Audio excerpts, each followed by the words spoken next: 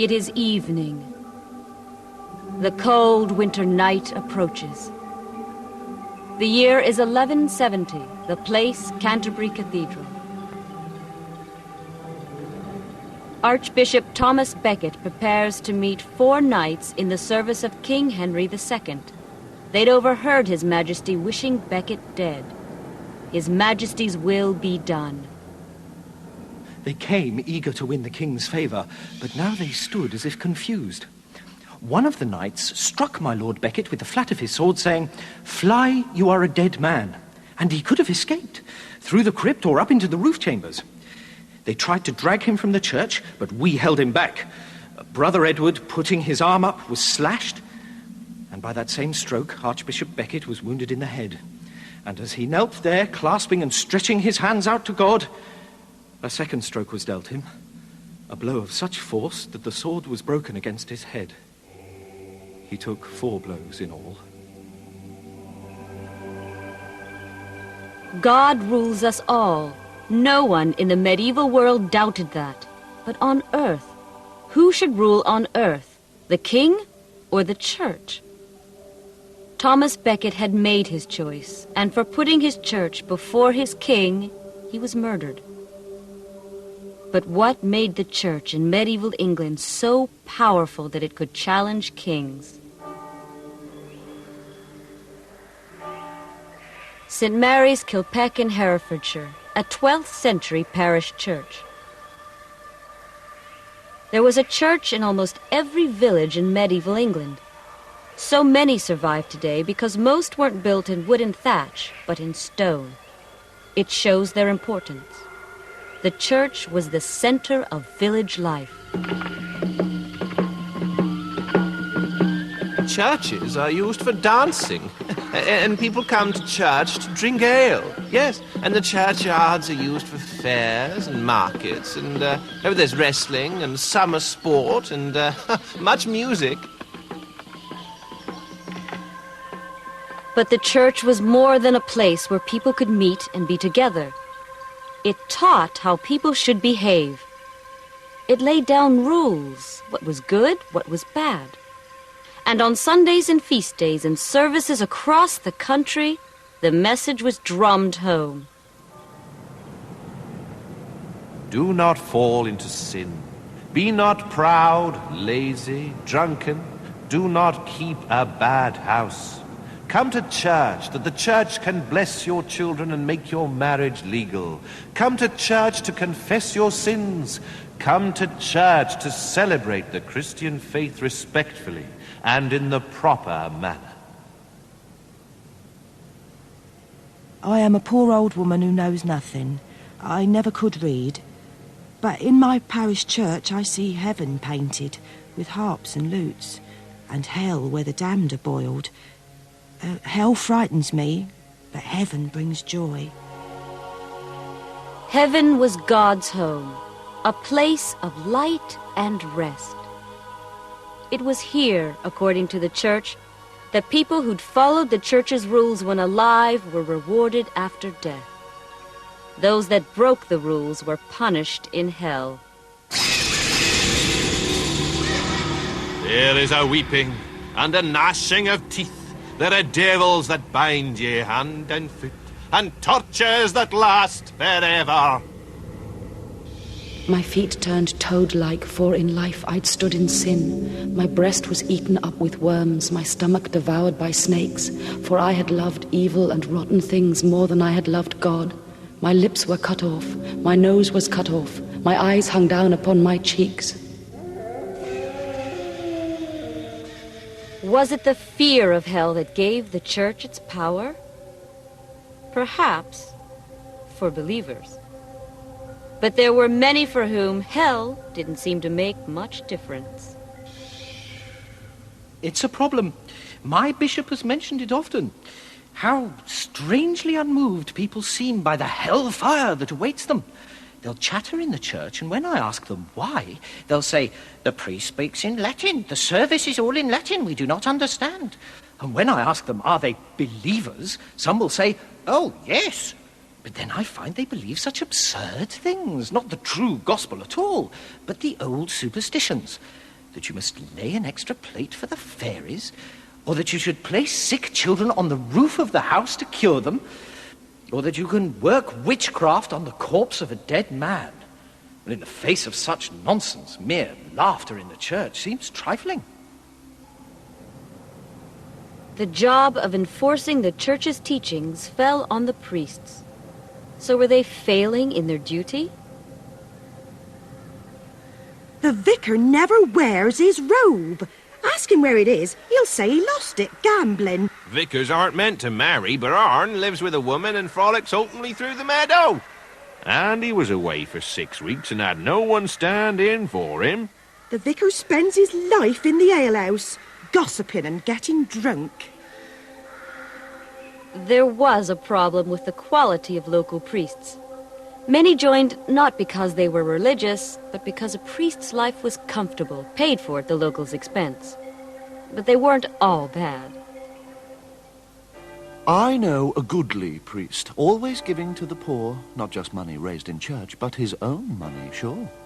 And though his parish is wide, come hell or high water, he's out there visiting like a good priest oughter, until by spotless living and through simple good behaviour, he draws his parish with him unto heaven and our Saviour. Priests involved themselves at every level of village life, drawing up charters, overseeing wills, ministering to the sick. Their presence gave the national church a representative in every parish in the country. But that was only one half of the church's power. These are the ruins of Fountains Abbey in Yorkshire. Fountains was one of 750 religious communities in 12th century England. These monasteries controlled 15% of the land. And all for men and women to come and dedicate their lives to God.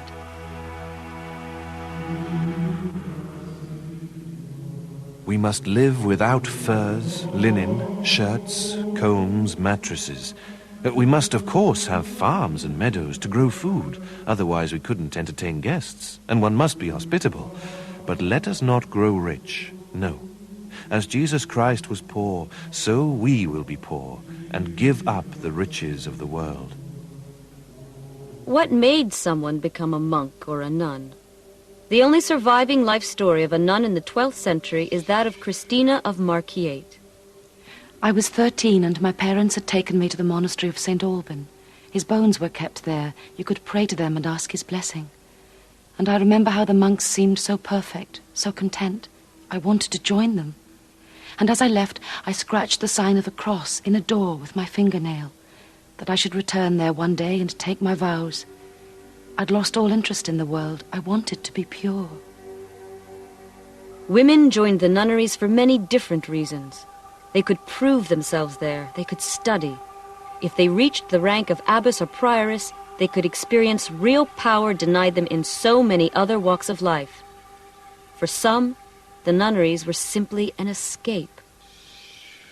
My parents were preparing my wedding. I said, I don't want to get married. They just laughed.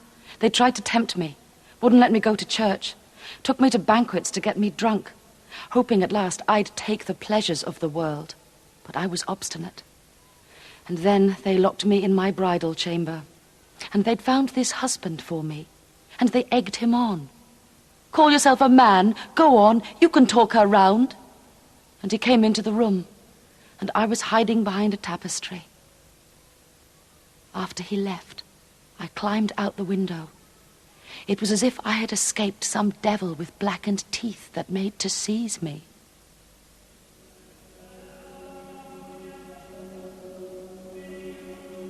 The priory that Christina founded at Markyate was small in comparison to Fountains. At its height, there were 200 monks here, and life in their separate world was Christian worship at its most perfect.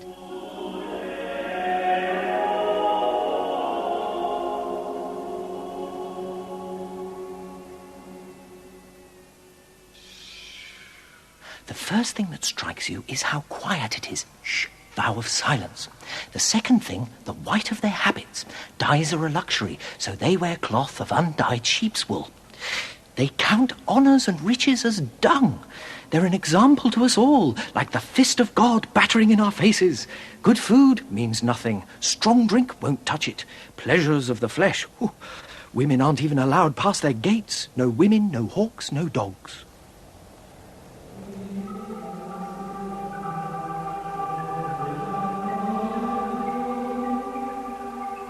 Daily routine followed a strict timetable of work, prayer, and study. 8 times a day, the monks were called into the abbey church to hear the Mass or to sing psalms in praise of the Lord. The first service is 2 in the morning. What a sorry sight. They're all fighting to stay awake, hoping no one will notice if they slump back and rest a while, catch 40 winks.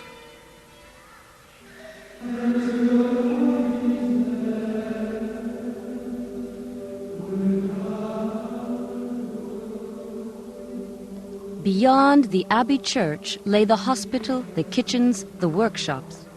For 5 hours a day, the monks labored at household chores, or in the fields, or in the scriptorium, where in the days before the printing press, monks would write books by hand.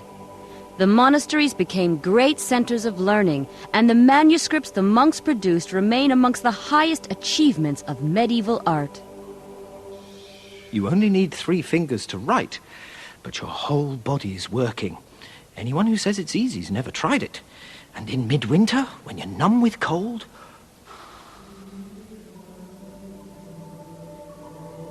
Once every day, the monks would gather in the chapter house.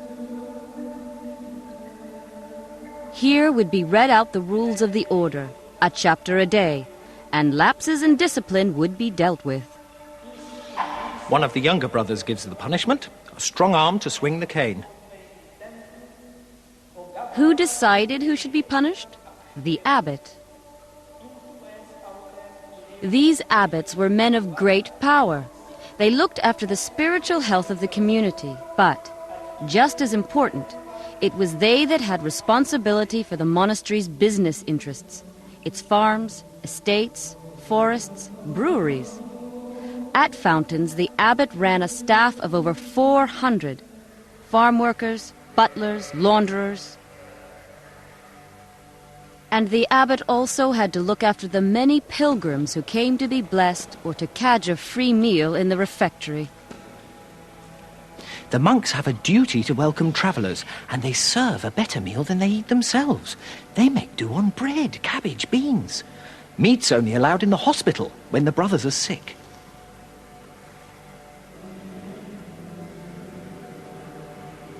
The pilgrims that visited the monasteries ensured that the monks in their separate world never quite lost touch with life beyond the monastery walls. They brought the gossip that found its way into the monastic chronicles, and they also brought money, gifts of gold, or other more humble offerings that the monks piled high in the monastery cellars. But with such endless comings and goings, could the monks preserve the simplicity their order had once known? Not always. As money flooded in from pilgrims and land rents, vows of poverty were often forgotten. Monks and nuns became corrupted by their enormous wealth. I visited the convent of Saint Armand and found that the nuns wear undergarments, strictly not allowed. They dye their hair, wear cloaks of rabbit skin, but far worse, on questioning, I found the sub-prioress to be sleeping with Thomas the Carter, and Sister Jacqueline's left the nunnery pregnant as a result of her relations with one of the chaplains. Monks these days lead lazy, comfortable lives. They have no pity for the poor. They own such large estates they think of themselves only as landlords, riding around from manor to manor with a pack of dogs at their heels. Monks, for their comfort, depend on the labour of others. They take money from pilgrims, lap up gifts of land or gold. They live in the cloister, but their riches mark them out as men of the world. The growing influence of the monasteries had won them many enemies. Even the king, Henry II, was aware of the problem. I remember once the monks at St. Swithin's in Winchester grovelling in the dust before King Henry, for it seemed their abbot had cut 3 of their daily dishes. Well, the king asked them how many were they used to. 13, they said. 13, cried the king outraged. I and my court are content with 5. Damn and blast your abbot, therefore, if he doesn't cut your dishes to match the number in my court. Why was Henry so angry? Because the church rivaled his authority and was out of his control. The head of this enormous organization wasn't the king, but the Pope in Rome. And the church considered itself separate. It had its own prisons, its own courts. Members of the church were above the law. Let it be heard that the prisoner, William de Worde, killed William Lavington in a fight outside Salisbury Cathedral last Michaelmas. But this same William de Worde pleads he is a clergyman, and so this same William de Worde will be handed over to the church authorities to be tried in the bishop's court. King Henry knew of 200 cases where murderers had hid behind the special privilege of the church and so escaped his justice. He found the situation intolerable, but his Archbishop, Thomas Becket, refused to compromise. We clergy have Christ alone as our king, and so being under the power of no earthly ruler, we should be judged by our own law. And that wasn't all. Becket even dared goad the king further. You princes, you think we bishops should bow down before you? Compared to the church, your power is as nothing. I will not obey you. In fact, I think you should bow down before me.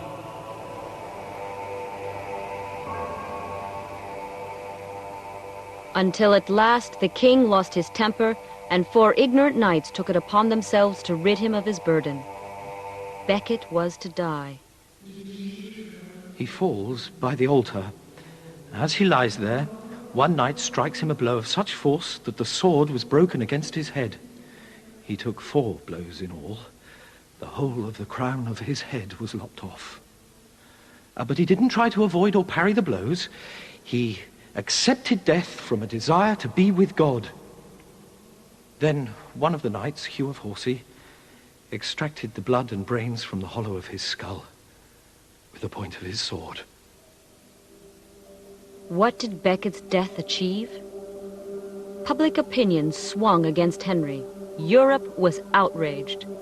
And the king was forced to do penance, kneeling, dressed in sackcloth, to be whipped by one of Becket's monks. The church never let Becket's name die. He was made a saint, and miracles were said to take place at his tomb. So what was the power of the church in medieval England?